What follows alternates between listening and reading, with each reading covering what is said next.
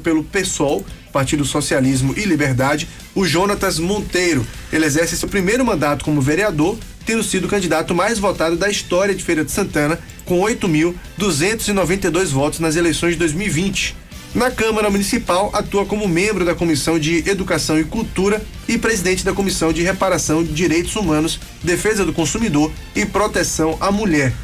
Ele vai avaliar os primeiros meses do seu mandato. Muito bom tê-lo aqui, vereador, muito bom encontrar com o senhor. A gente encontrou, acho que presencialmente, a última vez nas eleições, né? Ele esteve aqui acompanhando a candidata do PSOL ao governo municipal, candidato que o senhor também já foi, né? A prefeito e agora eleito o vereador mais votado da história de Feira de Santana. Muito bom tê-lo aqui conosco. Eu queria iniciar justamente fazendo aquela pergunta que eu fiz em off aqui.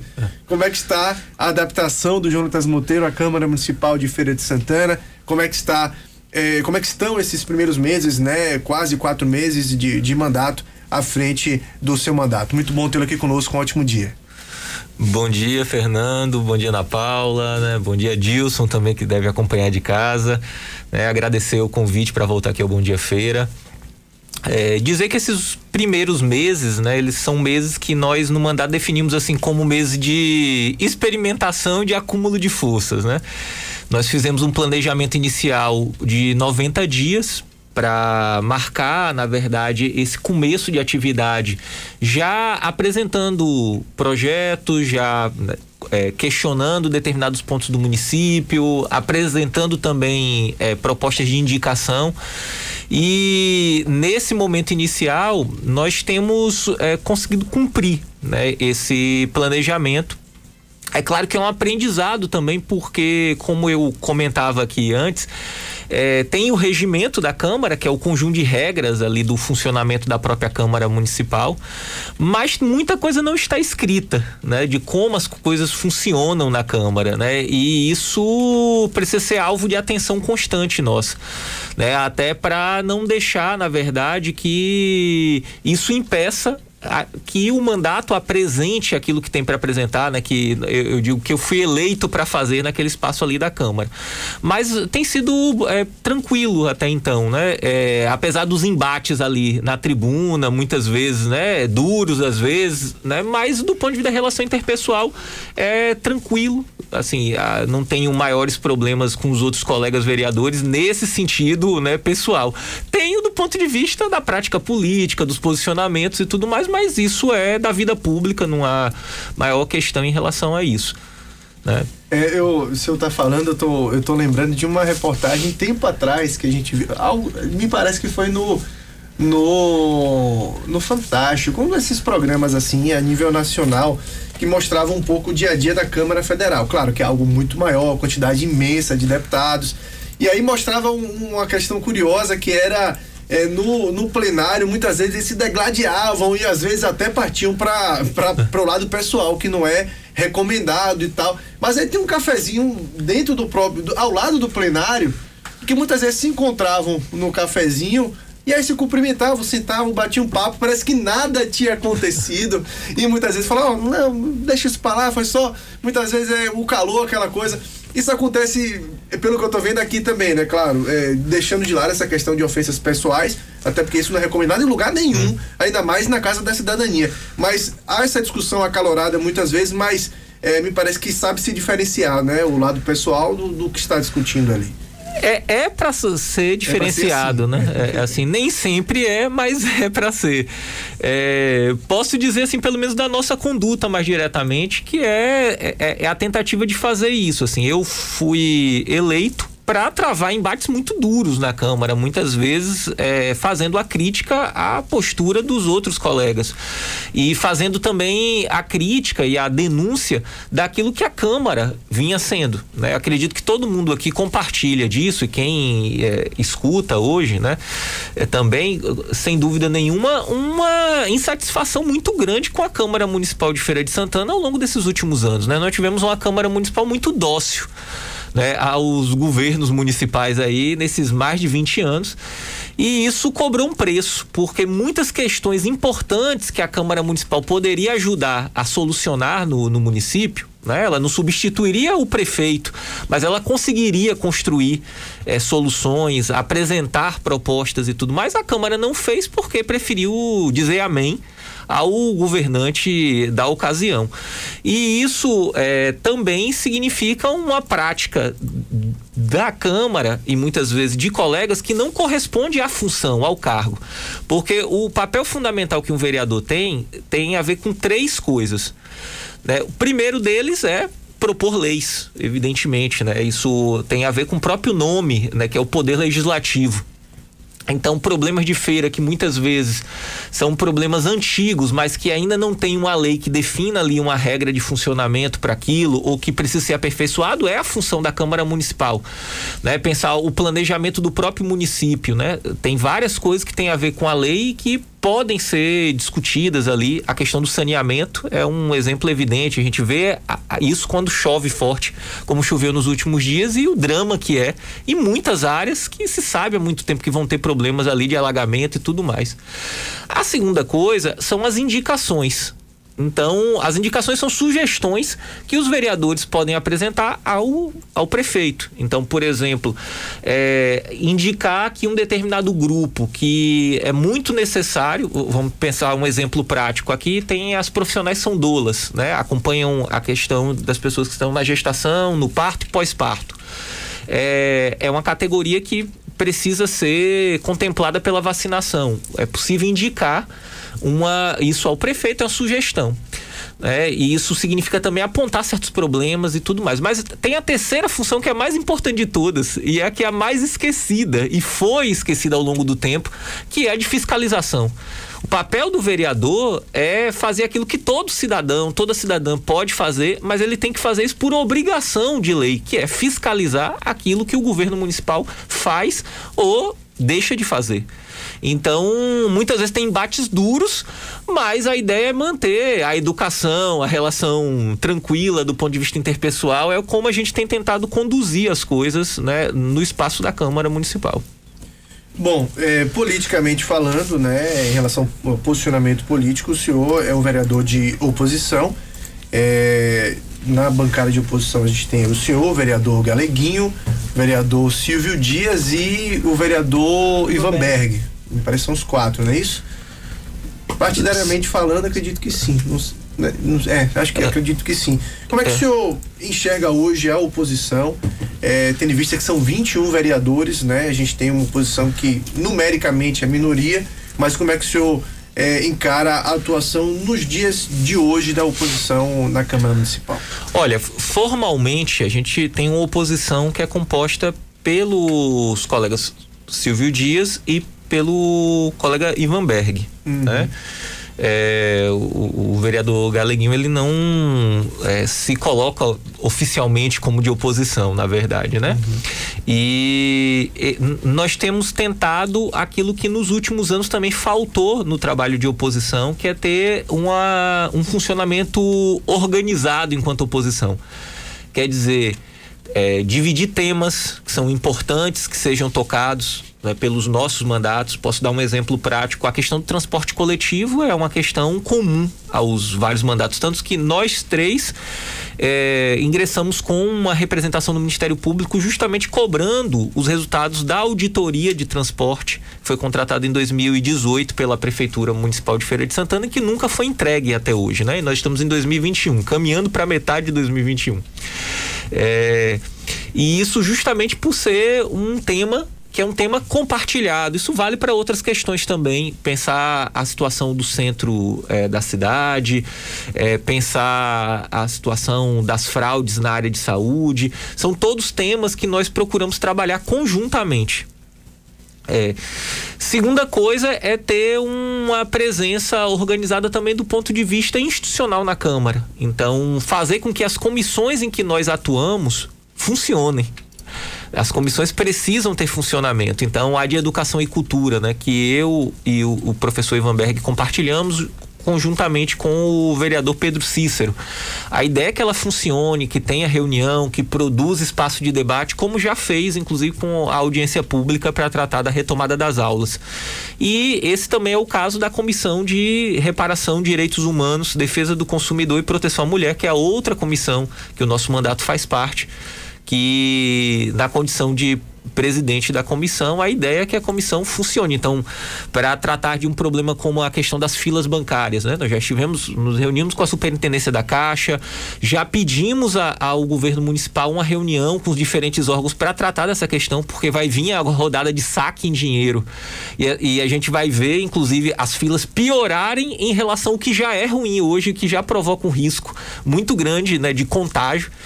E então a ideia é que a oposição ela funcione coletivamente, né? E isso é possível até por ter um número um pouco maior de vereadores que se definem como de oposição, compartilhe temas e que faça funcionar os espaços que atua na Câmara. É dessa maneira como tem acontecido nesse período, né? Nesses cerca de 3 meses aí, desde o início do trabalho legislativo ali em fevereiro. Bom, e com os mandatos que iniciaram nesse ano, a gente teve também a formação de uma nova mesa diretiva. Eu queria que o senhor falasse um pouco da relação, né, da mesa diretiva com os demais colegas, tendo aí na pessoa do vereador Fernando Torres, o presidente da Câmara Municipal de Feira de Santana. Tem sido tranquila, assim, no sentido de garantir um espaço para o trabalho da oposição. Não é garantir o espaço no sentido de favorecer a oposição, mas é garantir o espaço que é previsto, inclusive, no próprio regimento da Câmara. Quem der uma olhada no conjunto de regras ali da Câmara, que não é só, no caso aqui de Feira de Santana, é de toda a Casa Legislativa. Isso vale para a Assembleia Legislativa, né, da Bahia, vale para a Câmara dos Deputados, mesmo para o Senado.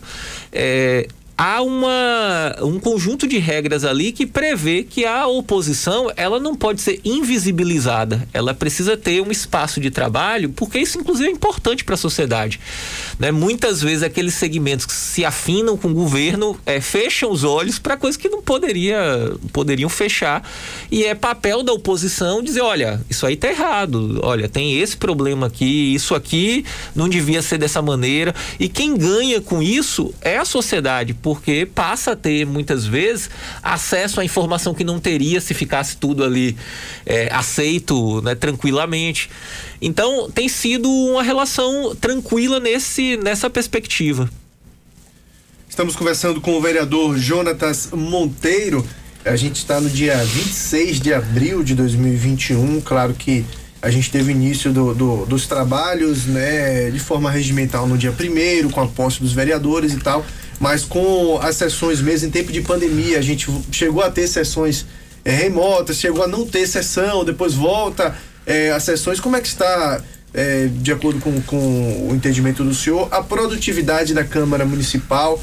Aí eu vou falar sobre vários aspectos, até esses que o senhor falou, né, no sentido de fiscalizar o Poder Executivo, de fazer as indicações também e propriamente de estar votando mesmo os projetos de lei que são apresentados. Olha, primeiro fazer um registro que tem uma diferença no funcionamento da Câmara, com a possibilidade da presença do público, das pessoas acompanhando, e hoje como funciona por força das restrições necessárias à pandemia, sem a participação das pessoas, né, da sociedade na galeria. Por mais que haja transmissão na rede, não é a mesma coisa, né? Não é o mesmo nível de envolvimento. É uma perda que não tem substituição, na minha avaliação. Então, isso é importante que seja destacado. Atualmente a Câmara Municipal funciona com restrições associadas ao fato que já teve problemas, né, de número de casos, inclusive a morte de um servidor da própria Câmara Municipal por Covid, né, algum tempo atrás.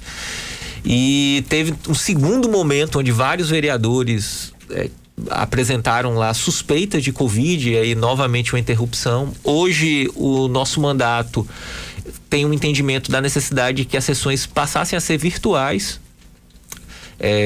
não a suspensão das sessões, porque é importante que a Câmara continue funcionando, mesmo em condições difíceis, adversas, mas que ela funcione com um nível maior de segurança, não só para quem é vereador, mas para as pessoas que circulam por aquele espaço. Imagino aqui que, né, você já esteve na Câmara ali, sabe que é um espaço de alta circulação de pessoas, e mesmo com as restrições, ainda assim é um número considerável, né? Isso coloca também em risco. Pequeno também, né? E isso é um prédio que é um prédio histórico, adaptado à função de casa legislativa, né? De Câmara Municipal, mas que originalmente não foi feito para essa função, né? Então tem todas as dificuldades associadas a isso. Agora, bom, sobre a produtividade da Câmara, o que acontece? Tem muita indicação. Quem acompanha lá sessões diariamente vai ver que tem um número grande de indicações, são essa coisa de sugerir ao prefeito tapar um buraco, iluminar, limpar um terreno e tudo mais. Tem um baixo número de indicações mais complexas. Por exemplo, nosso mandato fez uma indicação de alteração do projeto Novo Centro para garantir a permanência da Feira da Marechal. Não é só indicar tapar um buraco. Tapar um buraco é importante, mas tem outras coisas que essas indicações podem alcançar.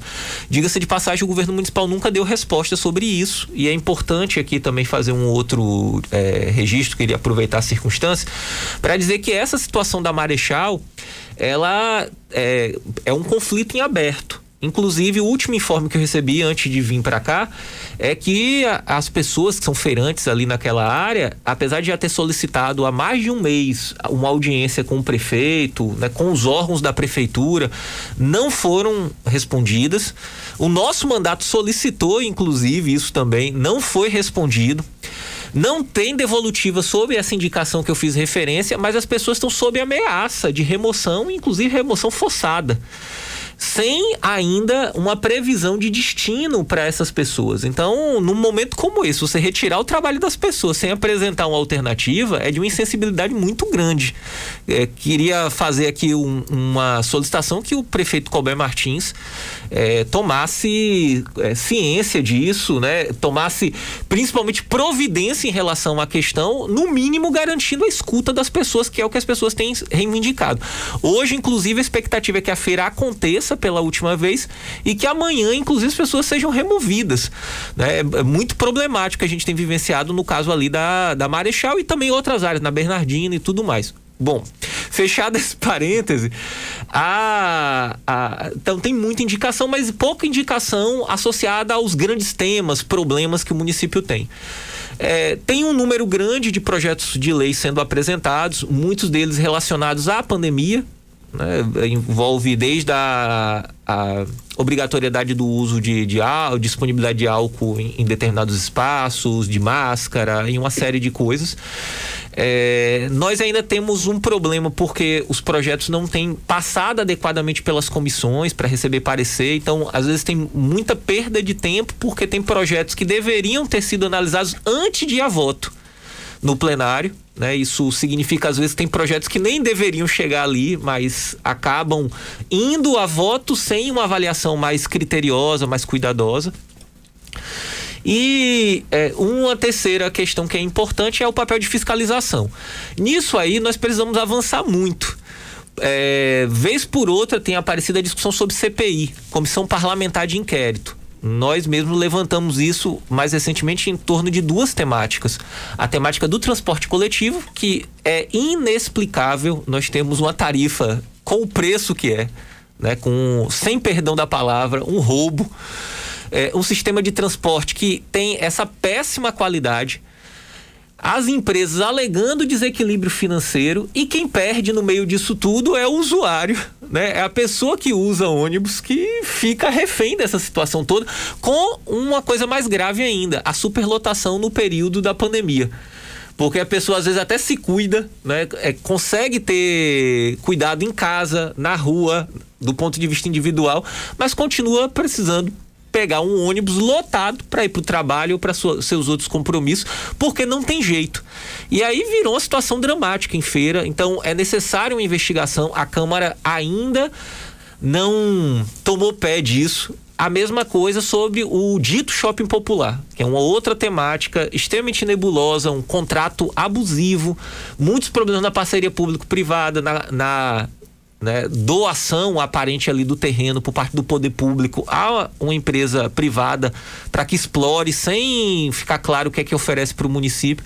Então, esse ponto da fiscalização, a Câmara ainda deixa a dever, e nossa avaliação é que isso avance até junho, que pelo menos uma dessas CPIs esteja instaurada, né, para inclusive dar uma devolutiva à população feirense sobre problemas que são antigos, são conhecidos.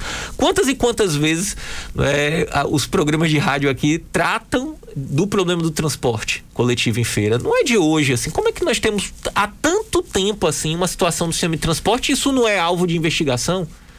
Né? A auditoria que a prefeitura contratou em 2018, ela tinha 6 meses de prazo, nunca foi entregue. Os resultados nunca vieram a público. Então, se o próprio governo municipal não tem capacidade de apresentar resultados sobre a situação do transporte coletivo, o Poder Legislativo, a Câmara Municipal, tem que assumir essa tarefa para si. Então, nisso aí, ainda é necessário avançar muito na Câmara nesse papel de fiscalização. Estamos conversando com o vereador Jonatas Monteiro, do PSOL. Vereador, em relação aos projetos de lei apresentados pelo senhor na Câmara Municipal nesses quase 4 meses iniciais do ano, o que é que o senhor pode destacar do que foi apresentado? Olha, nós tivemos um projeto que fazia referência à memória de Marielle Franco e que buscava instituir no município um programa de apoio a realização de atividades que busquem refletir sobre a violência política contra mulheres, especialmente as mulheres negras, LGBTQIA+, da periferia, que tem maior dificuldade, inclusive, no exercício da sua participação política. O projeto teve como base uma pesquisa realizada que apontava que um número muito alto de mulheres, quando ingressou na política, teve a realidade de ataques, sejam ataques verbais, sejam ataques físicos, inclusive, e que a gente tem observado que é frequente. Basta ver essa situação envolvendo, por exemplo, a prefeita de Cachoeira. É um exemplo de violência política. É claro que ali é uma situação extrema, né, que envolve ameaça de morte e tudo mais, mas não é um caso exclusivo. Mesmo lá na Câmara, se você conversa com as colegas que são vereadoras, elas vão relatar da dificuldade delas enquanto mulheres de ocuparem um determinado espaço político, quanto de coisas ouviram no meio dessa caminhada. Então, esse projeto, ele infelizmente foi derrubado por não qualquer outra coisa a não ser preconceito e discriminação. Alguns dos colegas lá, né, com a postura que é lamentável, quando escutam algum projeto que faz referência à população LGBTQIA+, vêm, né, e buscam desconstruir, buscam bloquear, como se esse segmento da população não fosse tão cidadã como outros segmentos, não pagam tantos impostos, não merecem ser tratados com igualdade perante a lei como qualquer outro segmento social. Então, isso foi bem problemático, mas foi também, por um lado, interessante porque explicitou para uma parte da sociedade qual é o tipo de posicionamento que a gente tem ali e o que é que precisa avançar. E nós temos um outro projeto agora em andamento, que é a nossa prioridade desse momento inicial do mandato, em termos de projeto aqui, né? Não é a única iniciativa nossa, mas é relacionada a creches. Então, Feira de Santana tem um problema muito antigo também, ligado à baixa oferta de creches. Você tem áreas muito grandes do município que não tem sequer uma creche pública. É o caso do bairro em que eu moro, a Queimadinha, por exemplo, né? Uma área com 20 mil habitantes não tem uma creche pública. E aí, se a gente pensa isso do ponto de vista do impacto na vida das famílias e especialmente das mulheres, porque isso acaba se tornando um impeditivo para que elas trabalhem, estudem, porque muitas vezes não tem a possibilidade com quem deixar os filhos e filhas. Isso significa um prejuízo muito grande. Então, falta uma política pública de vagas de creche aqui que dê conta do tamanho do município. Então, o nosso projeto, que deu origem a uma campanha que tem circulado nas redes e tudo mais, chama Feira Quer Creche, que busca coletar as assinaturas para ajudar a pressionar pela aprovação do projeto. É um projeto que prevê tanto criar diretrizes para ampliar a oferta de vagas, principalmente naquelas áreas que não tem nenhuma creche. Então essas áreas passariam a ser prioritárias, e uma segunda diretriz é relacionada a como essas vagas vão ser oferecidas, porque também não adianta ampliar só as vagas se as vagas continuam sendo apropriadas por indicação política, por formas que não são transparentes, porque aí você tem a vaga, mas a vaga não chega para quem mais precisa de verdade. Então o projeto busca consertar, por assim dizer, esse problema, que é um problema antigo, conhecido em Feira de Santana, que tira o sono, inclusive, de muitas famílias, especialmente de mães. Vereador, são, como eu disse, quase 4 meses de mandato. O mandato está bem no comecinho ainda, mas o senhor já consegue identificar nesse curto tempo pontos positivos e negativos que o senhor encontrou na Câmara Municipal? Uma grande surpresa positiva ou uma grande decepção que o senhor teve? Olha, ainda não, porque, de certa maneira, desde a candidatura para vereador, essa candidatura ela foi com base numa avaliação sobre a situação da Câmara Municipal, né? Na verdade, para construir o chamado programa do mandato, que é o documento que serve de base para o que nós fazemos lá no dia a dia, né, que é o conjunto de propostas que nós apresentamos para a população durante o processo eleitoral, nossa ideia é seguir à risca isso. Inclusive, nossa expectativa é entregar o programa do mandato no máximo na metade do mandato. É garantir que todas as 31 proposições que nós apresentamos lá no programa de mandato sejam entregues devidamente na metade do mandato, né? Sem precisar dos 4 anos para que se cumpra tudo aquilo que a gente definiu. São 31 iniciativas que servem de exemplo do que é possível fazer. E para construir essas propostas, para construir essas iniciativas, nós fizemos uma leitura, né, por assim dizer, uma análise da situação da Câmara Municipal. E percebemos alguns problemas que eles continuam a existir, como eu mesmo citei. É uma Câmara que ainda tem muita dificuldade de tratar adequadamente, com a prioridade devida dos grandes problemas que o município tem. Então, é evidente, tem um papel fazer a discussão de coisas que são cotidianas, pequenas, mas que muitas vezes realmente são muito importantes naquela comunidade, naquela rua, naquele ponto ali do município, como uma lâmpada quebrada. Isso é importante. No entanto, isso não pode resumir o trabalho da Câmara Municipal. Então, vamos pegar algumas situações. A Câmara, ela tem temas que são temas, como eu disse, que são de conhecimento notório em Feira de Santana como um problema. A gente viu agora com as chuvas fortes o quanto nós tivemos de alagamentos. Situação no Feira 10, Baraunas, Prato Raso, Chico Maia na Mangabeira. São áreas que se conhecem há muito tempo, se sabe que é um problema. Por que a Câmara não está trabalhando em torno disso? Quando eu digo a Câmara trabalhar, não é um mandato ou outro. Nosso mandato apresentou, inclusive, requerimentos sobre isso, conseguiu aprovar, inclusive, né, medidas nesse sentido na Câmara. Tem buscado que haja audiência pública, solicitou isso à comissão que é responsável pelo tema, que realize uma audiência pública sobre os alagamentos e a questão do plano de drenagem e manejo de águas pluviais, mas isso precisa ser um esforço conjunto. Então, se eu pudesse destacar, é que isso ainda fica a desejar. Segundo ponto importante é o fato da Câmara se debruçar pouco sobre leis que ela mesma aprovou e que não são cumpridas. Isso talvez me chame até mais atenção, apesar disso também estar no diagnóstico lá, antes ainda, né, de tomar posse como vereador e tudo mais. Então vou dar alguns exemplos aqui para que as pessoas que estão acompanhando possam entender. Feira tem problema na área de educação. Isso é conhecido aí. Independente do juízo que se faça do porquê que esses problemas existem, os problemas estão colocados. Bom, Feira tem um plano municipal de educação aprovado na Câmara desde 2016. Pergunte o que saiu do papel desse plano municipal de educação. Posso dar outro exemplo, cultura. O setor cultural agora tem passado muita dificuldade por causa da situação de pandemia, né? Quem sabe da realidade do teatro, da música e de uma série de outras áreas artísticas, sabe que depende do público e que com as restrições da pandemia se tornou muito mais complicado. Tem um plano municipal de cultura aprovado em 2016. Pergunto novamente, o quanto saiu do papel o plano municipal de cultura? 2017, tem um plano de resíduos sólidos aprovados.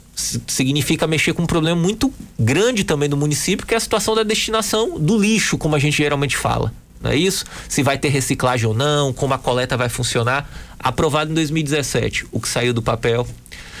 Mais ainda, em 2018, tem plano diretor, que define como o município vai crescer, de que forma, se a infraestrutura vai acompanhar. Pense todas as áreas de Feira de Santana têm problemas estruturais. E o quanto desse plano saiu do papel. Plano de mobilidade tem relação com o problema que nós vivenciamos agora. Acidentes frequentes com ciclistas. Lá tem toda uma série de diretrizes de garantia de espaço para o uso da bicicleta. Não saiu do papel desde 2018. Plano de saneamento, aprovado em 2018, não saiu do papel até agora, né? Com o agravante que no caso do plano de saneamento é muito grave. A Câmara votou um plano que deixa de fora as áreas mais precárias em termos de saneamento de Feira de Santana. Mas o que eu quero destacar com isso, para não me alongar mais, é que a Câmara votou planos que são importantes, muitas vezes porque o prazo legal obrigava a que isso acontecesse, né, do ponto de vista da lei federal. Foi interessante para o governo municipal ter aprovação para dizer, olha, nós temos agora o plano tal, mas não há cobrança pela execução desse planejamento. E, novamente, quem perde é a maioria da população feirense, sua diversidade, que apesar de ter uma lei definindo determinadas coisas, não tem aquelas coisas acontecendo na prática.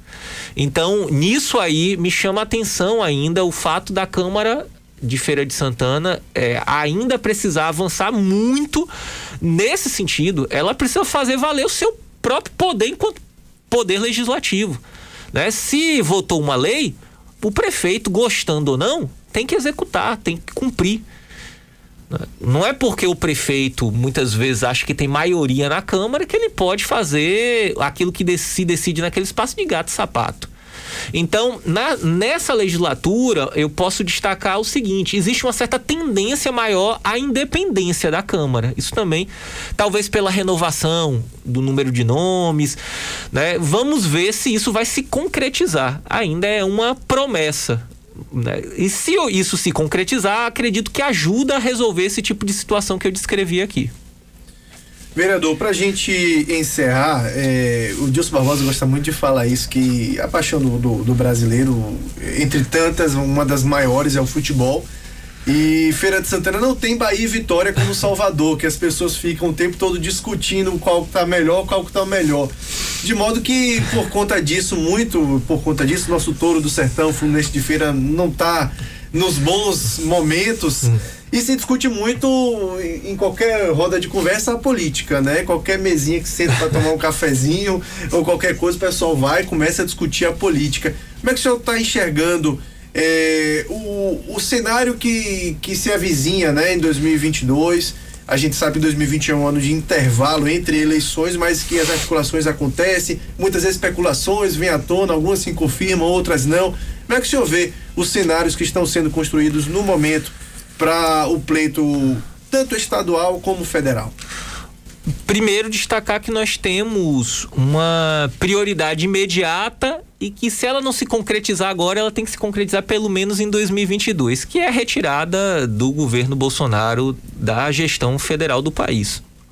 Já é mais do que provado que isso não é só ruim do ponto de vista administrativo, não é só um governo marcado por inúmeras situações de corrupção, ao contrário do discurso, mas é algo que hoje mata as pessoas. A condução agora na pandemia foi completamente desastrosa. Nós temos, sem dúvida nenhuma, milhares de mortes que poderiam ser evitadas se a condução governamental fosse outra, se tivesse coordenação para aquisição de vacina, para as medidas sanitárias, para, inclusive, o engajamento da população que é necessário ser feito. Foi o contrário. Mais ainda, o governo diz que era a economia ou a vida, não fez nem por um nem por outro, porque também as medidas econômicas que foram aprovadas foram todas por voto da oposição, inclusive auxílio emergencial, que o governo demorou quase 2 meses para apresentar uma proposta. Quando apresentou foi de R$200, foi derrotado no Congresso para que o valor passasse a ser 600 e depois 1.200 para as mães que são chefes de família. Então é um problema muito grande. Então, primeiro de tudo, eleitoralmente, né, pensando em 2022, nós temos que construir uma alternativa que de fato represente a maioria da população brasileira, que esteja sintonizada com as necessidades sociais, com o interesse público, para que o país consiga sair desse momento de destruição que nós vivenciamos. Mas isso não quer dizer depositar só nas urnas, né? Na minha avaliação, o enfrentamento ao governo Bolsonaro é agora. Se possível, como eu disse, com impeachment, que é o melhor remédio hoje para a pandemia que nós vivenciamos, sem dúvida nenhuma. Do ponto de vista estadual, o que se desenha a princípio é que o PSOL aqui no estado tenha candidatura própria. Por que isso? O PSOL, ele faz oposição ao governo Rui Costa. Ele não é um partido da base do governo, mas faz uma oposição à esquerda, né? Quer dizer, não é uma oposição que tem apoio ou afinidade com a oposição à direita que existe, feita a partir do DEM, do PSDB e outros partidos, né, da chamada política tradicional que a gente tem aqui no município, que na verdade querem voltar ao poder. Então, para nós do PSOL é importante ter uma alternativa, porque nós observamos um nível de insatisfação muito grande com algumas políticas, em especial do governo aqui, Rui Costa, que essa direita não tem condição de oferecer resposta. Eu queria destacar aqui especialmente 3 coisas, né? O conflito territorial. Então, muitas comunidades e povos tradicionais aqui no estado têm seus territórios invadidos, apropriados por interesses empresariais, principalmente na mineração e do agronegócio, com aval do governo estadual. Isso tem tirado também o sono de diferentes povos indígenas, ribeirinhos, comunidades quilombolas. Então, esse é um ponto importante. A oposição à direita não tem condição de dialogar com esses segmentos, porque nunca dialogou. Pelo contrário, defende os mesmos interesses que têm tomado as terras dessas pessoas. Segundo, o funcionalismo público. O funcionalismo público tem tido muitos problemas ao longo desses últimos anos, inclusive de congelamento salarial. Esse é o caso da minha própria categoria. Eu sou professor da rede estadual também, e isso é visível, né? Quer dizer, você tem uma situação de congelamento salarial que é muito complicada. E eu não digo só agora na pandemia, digo nos últimos anos. Isso vale para outras áreas do funcionalismo. E um terceiro ponto é a própria política de segurança pública, que nós vivemos um cenário de insegurança. Agora, essa insegurança, ela não se resolve apenas com a ideia de mais polícia ou mais divisões especializadas da polícia, como foi a aposta do governo Rui Costa. Tanto que os números não melhoraram necessariamente. Se resolve com inteligência, com garantia de direitos, efetivamente, né? E isso, a política de segurança tem ido na contramão. Pelo contrário, a gente tem uma matança aí que não deixa de ter relação com a violência de Estado. Então, são cenários a serem enfrentados. Do ponto de vista aqui local, Fernando, nós não fizemos ainda discussão eleitoral desde a saída da eleição de 2020, por algumas razões. Primeiro, porque organizar o funcionamento do mandato era importante, e isso significou também garantir que o mandato chegasse chegando, né? Quer dizer, com proposta, com iniciativa. Quem acompanhar as nossas redes consegue perceber que, independente do dia, do momento e tudo mais, tem atividade, tem movimentação, tem proposição acontecendo em relação a vários temas aqui, e eu só apresentei uma pequena parte daquilo que o mandato fez ao longo desses últimos meses aqui nessa manhã. Então, preparar isso era importante. Segundo, garantir entender o funcionamento da Câmara, né, para poder se movimentar bem. Então, esses primeiros meses iniciais do mandato foram marcados por isso também. e porque a prioridade foi dar tratamento aos problemas que a maior parte da população feirense tem. Então, por causa disso, não teve tempo ainda para acontecer uma discussão eleitoral. No entanto, eu convivo com muita especulação. Na própria Câmara, vez por outra, tem algum colega lá que chega e usa a tribuna, diz que eu serei candidato a deputado. As pessoas perguntam, já tem perguntado, porque é natural isso, na verdade, né? Até, como você bem disse, até porque o futebol no nosso município anda em baixa, talvez tenha sobrado tempo para as pessoas questionarem sobre isso, se envolverem em relação a isso. Mas não há uma definição, né? Não está descartada, evidentemente, uma candidatura enquanto deputado. Mas não há discussão no PSOL sobre essa questão, porque de fato priorizamos fazer o mandato funcionar. Como eu disse, é muito importante para mim e para as pessoas que têm construído o mandato, né? O mandato é um mandato coletivo, tem um funcionamento de várias pessoas, da coordenação ao transporte, à questão da comunicação, são várias pessoas para fazer acontecer as coisas no dia a dia. E no próprio PSOL, além dos segmentos que apoiam, né, a nossa movimentação na Câmara, as candidaturas, é muito importante, na verdade, que seja um mandato que consiga dar resposta à responsabilidade muito grande que é ter sido a candidatura mais votada do processo eleitoral. Isso significa também uma expectativa muito grande. Eu lembro que as pessoas me perguntavam assim, né, nas entrevistas depois do processo de qual é o sentimento? Eu digo, olha, pode ter até vários sentimentos, mas o que tem que predominar é o de responsabilidade. A gente precisa entregar o que foi apresentado. Então é por isso que eu fiz questão aqui de destacar que a nossa ideia é cumprir todos os pontos do nosso programa de mandato em 2 anos, no máximo. Entregar tudo sem exclusão das outras coisas que nós começamos a ter relação no caminho. Porque além daquilo que a gente tinha planejado de iniciativa, né, de ação na Câmara, várias outras coisas chegaram pra gente.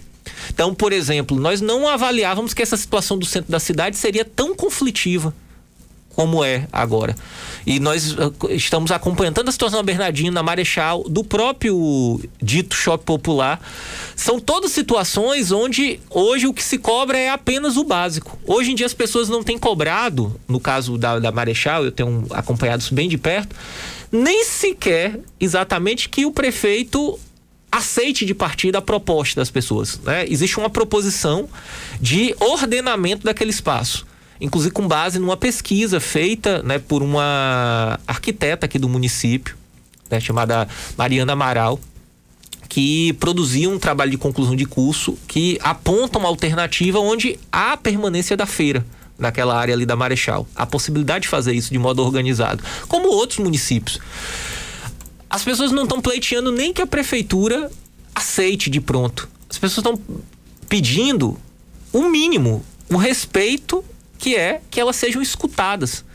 Em qualquer outro município, o prefeito já teria sentado com as pessoas e conversado sobre isso. Aqui, infelizmente, né, nem mesmo uma carta que foi dirigida à Câmara por iniciativa à Prefeitura, por iniciativa do nosso mandato, com 15 outras assinaturas de vereadores, obteve resposta pedindo abertura de diálogo. Então é uma situação muito difícil. Isso aqui que eu relato não é exclusivo desse caso, é uma queixa generalizada que o prefeito Colbert não atende ninguém, não conversa com ninguém, não dialoga, né, com o povo especialmente, e me parece que nessas situações tem se repetido. Então essa não era um tema que nós tínhamos planejado inicialmente com tanta força, mas foi um tema que se colocou pra gente e é uma responsabilidade do mandato dar resposta a isso.